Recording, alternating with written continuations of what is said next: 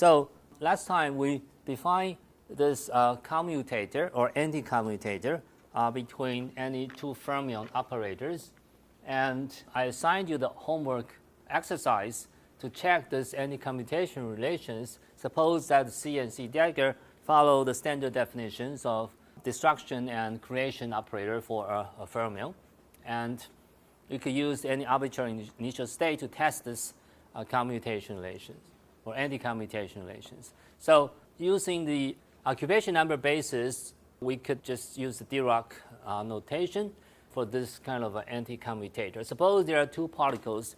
One is at site I or state I, another is at state J, and we exchange them. So now there's one particle in state J and another in state I, but the orders of this I and J particles are opposite to the initial states, and if I exchange this two fermions, wave functions, we get minus sign. So, and because of this Pauli principle, and we could derive such anti-commutation relations between any two fermion operators. Okay, so please do the homework and convince yourself that this is indeed the case. So now we formally define this very useful counting operators. I'll call it a number operator. As I mentioned, this n operator counts the particle number in a particular state. P and C dagger PCP should effectively count the particle number in the state P. And so let's just count. Let's do the counting. Suppose there's a particle in state P where MP is actually 1, and I don't care about all the occupation at this point, and I want to kill that and create that and see what I get. Okay, so if I kill this, I get minus 1 to the power of MP, right, times C dagger P, and MP is actually 0. So, but I need to perform this operation the second time, but this time is C dagger. So I create the particle from the empty state for a particular state P, and again I should follow the same definition, which carried another factor of minus 1 to the power of MP. So now the final state is exactly the same as the initial state I start with, because this minus 1 factor actually got canceled, or just, you multiply the same minus 1 prefactor twice, you get plus 1, right? So I don't care what, this MP is. Okay, so this product is nothing but minus 1 to 2 MP. So MP is an integer, values 2 MP is actually even integer. So minus 1 to the power of even power is actually plus 1, right? So this is plus 1. So then I simply just remove this prefactor because this prefactor is 1, and the final result is same as the initial state. So this is the eigenvalue equation. Remember, this is the operator acting on some state, and you get exactly the same thing on the right-hand side with some coefficient, and that coefficient is your eigenvalue, and this time the eigenvalue is actually plus 1. So this 1 is precisely corresponding to the, the occupation that you start with, this MP being 1. And we will see that correspondence. You may wonder that, well, plus 1 is nothing, okay? So I don't care. But in fact, if you think this more carefully, this plus 1 comes precisely this original occupation. Okay? And therefore, I can simply just replace this plus 1 by the original occupation here. So let me just summarize my eigenvalue equation for MP. I don't care whether MP is 1 or 0 or whatever. If I use this NP operator acting on this state MP, and I get the eigenvalue MP multiplied by the same states. So if you don't believe this, then let's check another initial states. Suppose the initial state is 0. What happened?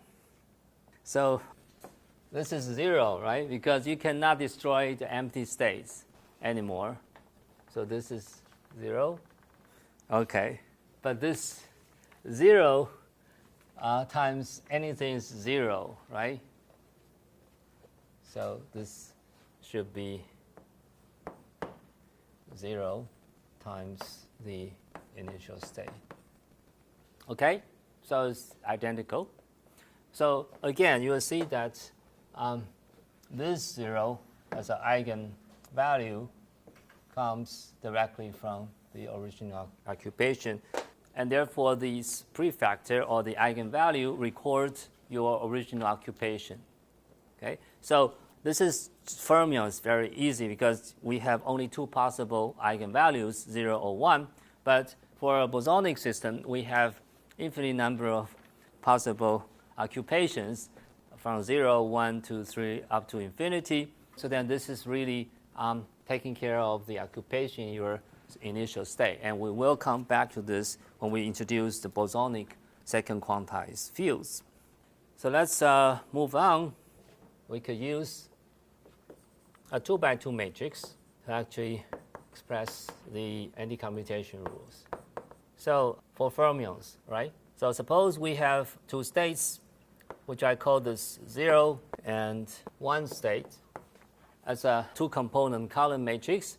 And this 1 right here represents the number of the empty states. And the upper component, matrix element, represents the number of singly occupied states. Okay, or occupation for a singly occupied state. So 0 up here and 1 down there represents I have 0 single occupied state, but I have 1 empty state, okay, which I call this 0 state, which is empty state. And similarly, I can define my single occupied state as 1 particle staying in the single occupied state and 0 particles staying in the empty state. So, of course, there are 0 occupation for the empty states. Of course, this is 0. So then you could use this notation to define your creation and destruction operator. For example, if I could increase my particle number from 0 to 1, I should use the C dagger acting on this empty state. I should get state 1, right? And likewise, if I destroyed a single particle state, I should go back to this empty state, right? Okay. So if I use this two-component column matrices to represent this empty state and single occupied state, and I could define my C diagram C in terms of a 2x2 matrix. 0, 1, 0, 0, and C is actually 0, 1, 0, 0. And you could immediately see this kind of a anti-commutator. C and C dagger is actually unimatrix. This is your homework. Prove it. This is just a simple matrix products between two 2x2 matrices. And by using this two-component column matrix, define your empty and single occupied states. And then C and C dagger could be a matrix. And these 2x2 matrices should satisfy this anti-commutation relations. Okay, and you could prove this. So let's just start a new discussion. We have defined this creation destruction operator in the many-body system. So now let's just consider a single potential, single particle potential, but out of a many-body system. So single particle operator, like a potential scattering, but in the context of many-body system. It's just a straightforward generalization of a single particle operator in a single particle quantum mechanics. Here, we consider a single particle operator in many-body system. It's just we consider many single particle operator in different positions of the lattice. So you sum over all single particle operator in a different position I, and you get total single particle operator. But this operator acts on only a particular states, and it does not involve other states, and we should define this operator in the second quantized form in a similar way that we defined a single particle operator in the single particle system. Suppose I have a bunch of particles, many particles, and they are products of those single particle wave functions, but with the proper treatment of this symmetrized and anti-symmetrized wave functions for bosons and fermions respectively. And this is my many-body wave function. And if I would like to calculate the expression value of this single particle operator in the many-body system, I should just follow the Schrödinger picture. Suppose I know this wave function of many particles, I simply just sandwich this v in between and take an integral over the spatial position vector of all the particles from R1 to Rn. This is nothing but the product of many single particle wave functions I mentioned, right? It's a kind of a basis function. And this is also, so I suppose this is the initial state and this is the final state, and I should destroy the initial state and create a final state and with the potential scattering. And all the single particle wave functions in the many-body system follows this normalization and orthogonal condition, right? So I could just rewrite this in terms of the leftovers. So suppose this potential just apply to the particular particle in the many-body system, and it does not affect all the others. So by orthogonal normalization condition, so this is I prime, so there should be delta I prime. So I could simply just integrate out all the other single particle wave functions in this integral because this potential doesn't affect to other particles, right? So therefore, all the other wave functions get normalized by this normalization condition, and the remaining integral is just the wave function of that particular site I, right? So this is site I. Site I. So we will construct the single particle potential in many-body system in the second quantized form, and we will combine this kinetic energy and potential energy of a single particle operator and to form a complete Hamiltonian of a second quantized version of the single particle in many-body system. So the leftover should be just the integral over a particular site I with, say, the final state alpha I and Ri and V Ri, and initial states alpha I prime Ri. So these two single particle wave functions are the two wave functions of on the same site Ri, okay, which are affected by this potential at this precise location Ri, but the initial and final states are different. Okay, so this is alpha I prime, this is alpha I. So we could define such a matrix element as V, say, I prime, or alpha I prime, in the second quantized form, like this. So this is my initial final state in the occupation number basis, which record all the occupations that involve this kind of interactions. So even if it's at the same site I, we have two different states, right? Initial and final state. Okay, so remember this is my scattering potential, and this is, say, alpha I prime initial state, and this is alpha I as the final state. So again, we follow the same way to define this matrix element or the operator in terms of destroying initial state as a single particle and create another particle with a final state quantum number. And therefore, in terms of occupation, the initial states that I have a particle which has an occupation 1, the single particle staying in state alpha I prime, right? But there's no particle staying in the final state alpha I. Okay, so that's my initial state.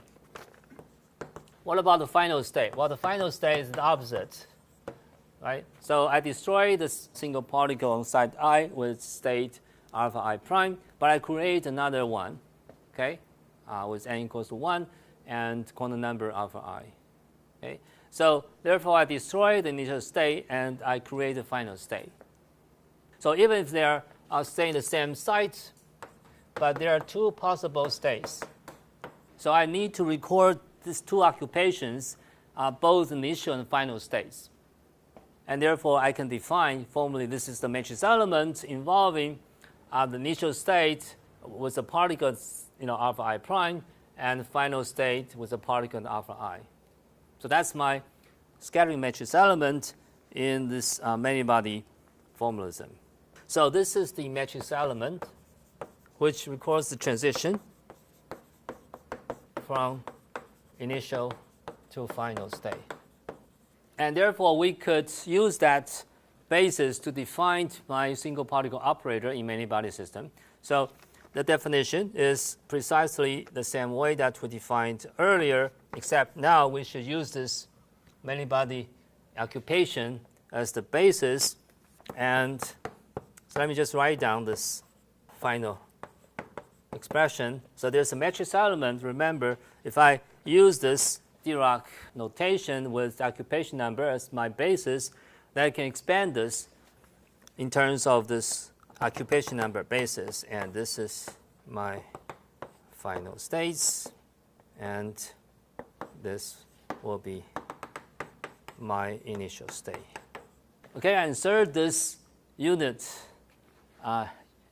or this is number 1 in between, actually to formally define this creation destruction operator. As I mentioned, we should destroy the particle initially, and we should create a final state. And the way that we define the initial state is that we destroyed the broad cat state and create Dirac broad state, right? So the broad state refers to the initial state, and the cat state refers to the final state. So I destroy the initial state, and I create the empty state. So that's the destruction of a single particle, right, out of a many-body system. So likewise, the final state operator is that I destroy the empty state, but I create a final state.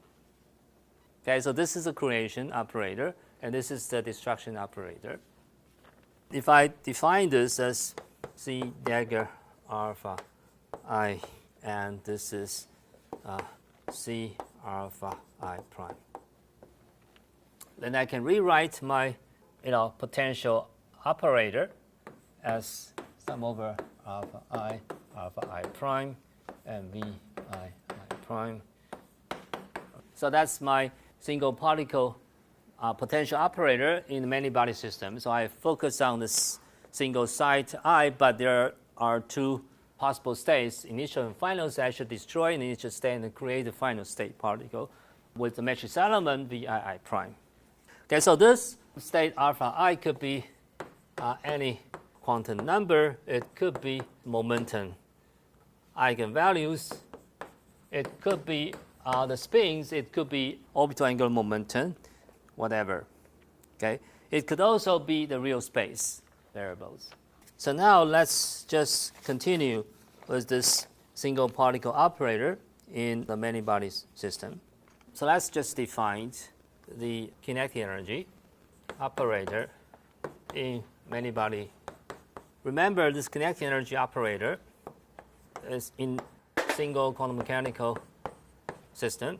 This is nothing but this gradient square times minus h bar square over 2m. We will show that this is nothing but this expression. In the second quantized form, the first factor is the kinetic energy per electron or per fermions, and the second factor, C dagger K, Ck, remember that's the occupation, right? So this is the occupation of the particle. So the way that we construct such a single particle kinetic energy in many body system is from the same method that we define the single particle kinetic energy in a single particle quantum mechanics.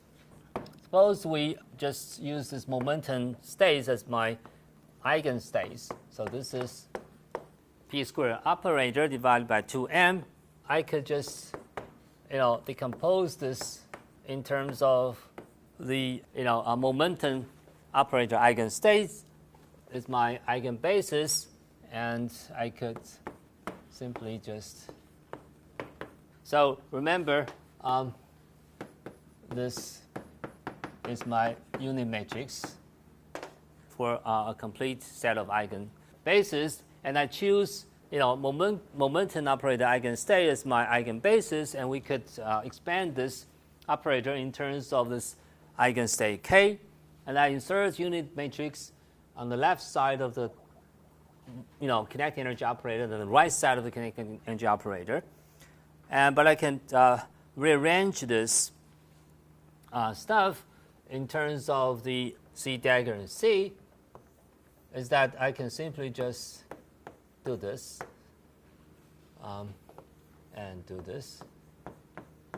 I insert number 1, which is the inner product of this two vacuum states, right? So we know that this is simply just 1.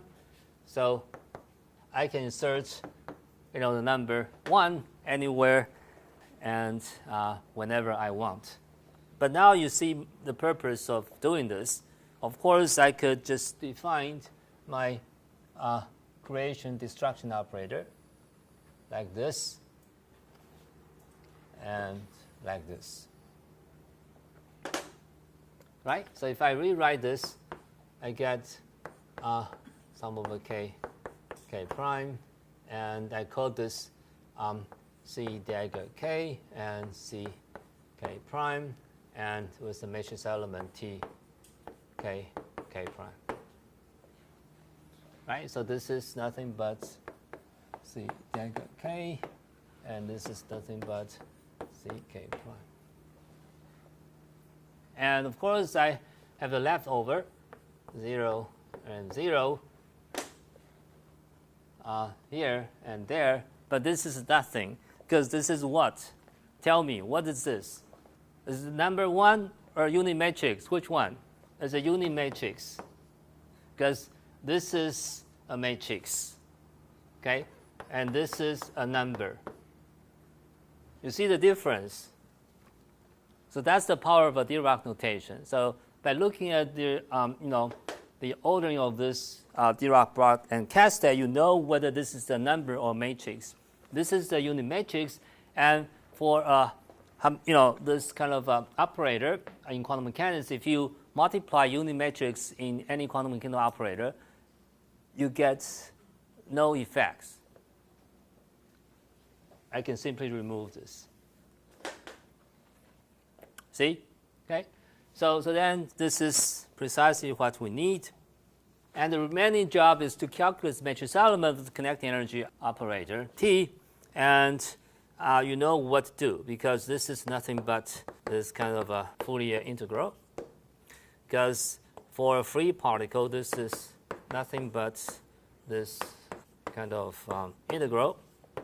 You simply just take this second order derivative of this plane wave e to the ik dot r, and you integrate over the entire space. And what you get is this 1 over volume h bar square k square over 2m, and the r e to the I k prime minus k dotted r. And you know what this is Well, this is nothing but Kronecker delta function, right? So this is nothing but Kronecker delta function. Okay, so the Kronecker delta function gives you 1 if k is the same as k prime, and 0 if they are not the same. So then you simply just record what you get. This is k prime summation, and h bar squared k squared over 2n Kronecker delta function k prime. So then when you sum over this k and k prime, you can get rid of one of the summation by using this Kronecker delta function, because for k is not equal to k prime, you get 0. So you can simply just remove one of the summation. So, and also remove the Kronecker delta function altogether. So this is your final result.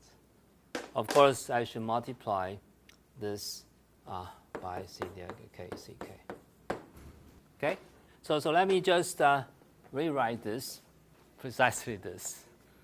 Okay, so therefore I can define my total Hamiltonian for a single particle in many body system. See, the total Hamiltonian is this sum over k. I call this epsilon k as a kinetic energy, plus sum over k prime, v k prime, c delta k, and c k prime. Of course, we need to add spin indices here, but we will worry about the spin later, okay? So this is my second quantized form of a Hamiltonian of a single particle system out of a many body system. All right, so this vkk prime is nothing but this vii prime. I can simply consider this I, or alpha I, as this momentum eigenstate. So in terms of momentum eigenstates, I could simply just rewrite my Hamiltonian in terms of kinetic energy plus a single particle potential energy, like this. So for kinetic energy, it's very easy to calculate the total kinetic energy, because remember, this is just the occupation number, right?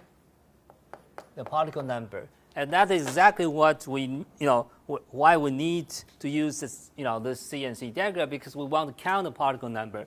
And this kinetic energy is nothing but, the number of particles staying in state k times the average kinetic energy per particle, right? Okay, so we need to count this particle, and this is the occupation number operator that allows us to count the particle number. And for this is kind of, again, a good way to describe the single particle scattering, because I have an initial state and a final state. I should destroy the initial state and create the final state. And this is a matrix element involving the scattering. And we sum over all possible k and k prime. Sounds easy, straightforward. But this is just at a single particle level. Suppose we want to add this two-particle interaction, namely the Coulomb potential, and we will do that next week. And there will be complications, because we involve, when this two-particle interaction occurs, there are four states involving here. So tell me which four. So there are particle 1 and 2.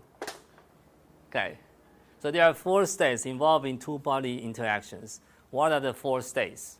The initial state of particle 1, and initial state of particle 2, and the final state of particle 1, and final state of particle 2. So we need to simultaneously include these 4 possible states in our kind of Dirac notation in occupation number basis, so that we could destroy these 2 initial particles and create another 2. And that we will discuss next Monday. Again, by using this, this destruction and creation operator, we are able to construct those, complicated Hamiltonian or potentials in quantum mechanics, especially dealing with many particles interactions. Okay, and this is a very good, efficient way to address this Coulomb interactions. And we could count this quasi-particle number near the Fermi surface at low temperatures, and you will see the predictions by this Hartree-Fock theory. But again, unfortunately, the Hartree-Fock theory fails. But we should learn from the failure, and we should improve the Hartree-Fock or just revise this to different basis, namely density operator. So we can also define particle density in second quantized fields, and then we discussed the density fluctuations of those electrons inside the metals by including the Coulomb interactions. And then we could describe the screening of a Coulomb potential and all the dielectric properties and so on and so forth. Okay, so that's the plan. I guess that's probably enough for today.